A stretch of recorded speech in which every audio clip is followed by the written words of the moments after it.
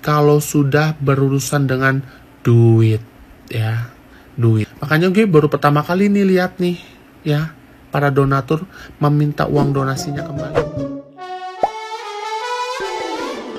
Hola netizen yang tercinta, Agus tengah menghadapi polemik terkait uang donasi sebesar 1,3 miliar rupiah. Namun upaya Agus untuk menguasai uang donasi tersebut berujung gagal. Hingga kini ia hanya menerima dana sebesar 1 juta rupiah dari total donasi yang terkumpul. Pengacara Agus, Farhad Abbas, tidak bisa menyembunyikan amarahnya atas kejadian ini. Farhad Abbas dengan lantang menantang para donatur yang memilih untuk tidak memberikan seluruh dana kepada kliennya. Sementara itu, para donatur dilaporkan telah bersepakat untuk menentukan nasib dana tersebut melalui polling. Polling itu dibuat Denny Sumargo secara resmi dengan dipantau Kominfo. Diketahui, uang donasi 1,3 miliar rupiah itu kini ada di rekening yayasan milik Pratiwi Novianti yang menggalang dana untuk Agus. Farhad Abbas ngotot uang donasi itu harus dikembalikan ke Agus setelah perseteruan mereka. Setelah diadakan polling, ada 513 donatur yang sudah memberikan kuasa.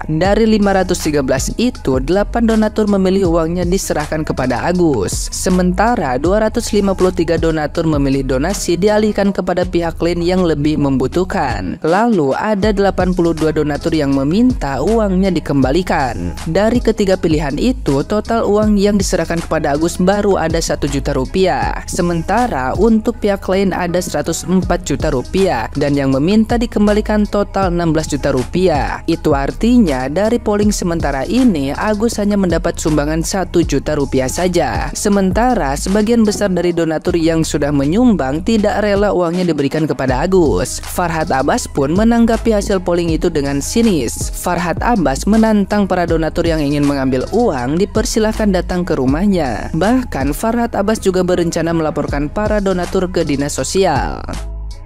Nah, gimana nih menurut netizen yang terhormat? Silahkan berkomentar ya. Oh, lah gimana ini? Itu Agus gimana bayarnya 1,5 M? Kasihan loh aku, cuman mau gimana? Nasi sudah menjadi bubur, nggak ada yang bisa diperbuat lagi. Tapi sebenarnya masih ada opsional, masih ada opsi kok. Agus tuh bisa gunakan uang itu untuk pengobatan matanya. Tapi uang itu dikelola oleh yayasan, nggak dia yang pegang. Tapi itu bagus juga loh, karena kan ini memang awalnya donasinya kan untuk penyembuhan matanya. Terus cuman kemarin setelah mediasi yang Agus sama pengacaranya itu nggak datang. Jadinya Mbak Nopi tuh bilang di TikToknya bahwasanya kebanyakan donatur itu minta uangnya itu didonasikan ke orang lain yang lebih membutuhkan. Ada sekitar 880-an juta minta uang itu didonasikan ke orang yang lebih membutuhkan. Terus 60 jutaan dikembalikan ke donaturnya, sisanya tuh 12 juta mengikhlaskan uangnya dipakai Agus. Jadi tuh Agus hanya dapat 12 juta karena 12 juta itu udah diikhlaskan sama donaturnya kan. Sisanya ya tergantung Agus. Agus mau nggak ikut aturan yang dibuat Mbak Nopi gitu, guys. Udah, kalau di luar gak usah berkuar-kuar, diem aja. Kemarin diajak mediasi, ketemu bareng, duduk bareng, biar kasus ini cepat selesai. Gak datang Agus sama pengacara. Dirian di luar berkuar-kuar. Pesan juga buat Agus. Dulu kamu masih berbentuk lumpur, kalau bukan Novi yang ngangkat, gak ada yang mau ngangkat kamu. Sekarang kamu sudah berbentuk emas, banyak orang yang mendekati kamu, banyak orang yang mengangkat kamu. Kalau dulu masih berbentuk lumpur, kamu gak ada yang mau ngangkat kalau bukan si Novi. Intinya gitulah ya, cuman pesen buat si Agus. Oke, salam. Lu serius ngomong gitu, Gus? Lu serius?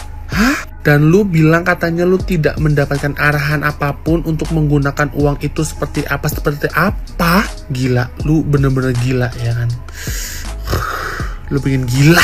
Menurut gue juga Tenovis sudah menjelaskan ya, mandat dari para donatur yang telah mendonasi uangnya untuk Agus adalah untuk berobat, bukan untuk bayarin utang ya, untuk berobat. Jadi Agus bilang katanya saya dan istri saya tuh tidak dapat arahan untuk menggunakan uang seperti apa ya.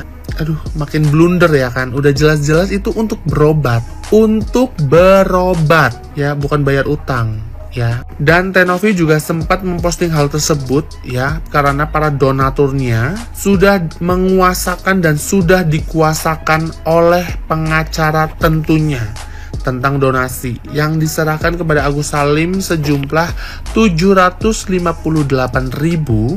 Donasi dialihkan kepada pihak lain yang lebih membutuhkan 164 juta sekian, dikembalikan kepada donatur 68 juta sekian. Ya, jadi kita bisa dengar kata Bang Densu, sudahilah perkara ini, sudahilah. Karena kuncinya itu di Agus. Apakah Agus bisa mencabut laporannya? Bisa ya. Karena kalian ingat, karena yang pertama kali melaporkan ke polisi tentang perkara ini adalah pengacaranya si Agus. Dan Agus bisa mencabut laporannya. Ya, kalian bisa lihat ya di berbagai media pengacaranya Agus koar-koar untuk mengembalikan uangnya Agus ya. Karena itu adalah uang haknya Agus. Tapi kalau donaturnya meminta kembali uang donasinya, apakah bisa? Bisa. Menurut gue bisa, ya. Jadi kita belajar dari hal ini, dari perkara ini. Kita menolong itu harus lihat babat bebet bobotnya seperti apa. Orang tahu karakter dan sifat orang itu kalau sudah berurusan dengan duit, ya. Duit. Makanya gue baru pertama kali nih lihat nih, ya. Para donatur meminta uang donasinya kembali nih, ya kan? Selamat, ya. Kalian bosan nggak sih lihat FA pengacara yang rambutnya gondrong, yang tiap hari dia menggunakan bandana? Kayaknya bandana atau bando ya? Ya itu deh. Setiap hari ngomong tentang Denny Sumargo, tentang Novi, tentang UMKM yang uangnya masuk ke rekeningnya dia lebih dari 50 miliar dan dia lagi ditagih oleh UMKM supaya uang yang dibawa kembali dan dia tidak mau mengembalikan karena alasannya itu adalah ongkos jasa jadi pengacara. Nah guys, mereka hanya orang-orang yang menggunakan momentum untuk mengangkat supaya nama mereka tetap dikenal. Ya seperti Ran, Dr. Ran itu juga melakukan hal-hal yang sama.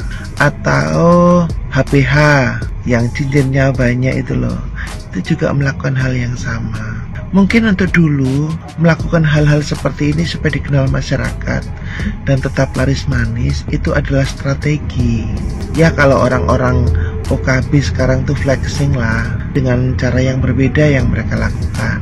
Tapi tetap aja nyebelin dan membosankan, bikin masyarakat jadi emosi karena melihat semua orang dilaporkan oleh FA ini, semua orang yang ngomong dilaporkan.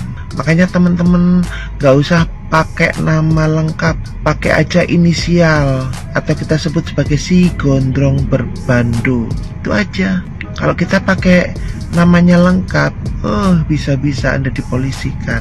Karena jalur hukum adalah ancaman dia yang selalu dia pakai untuk masyarakat yang tidak melek hukum. Nah daripada kalian menjadi orang yang takut untuk mengutarakan sesuatu, menurut saya cari amannya aja dah dengan cara pakai inisialnya dia, pakai ciri khasnya dia untuk membicarakan dia di media sosial. Oke, tetap semangat ya.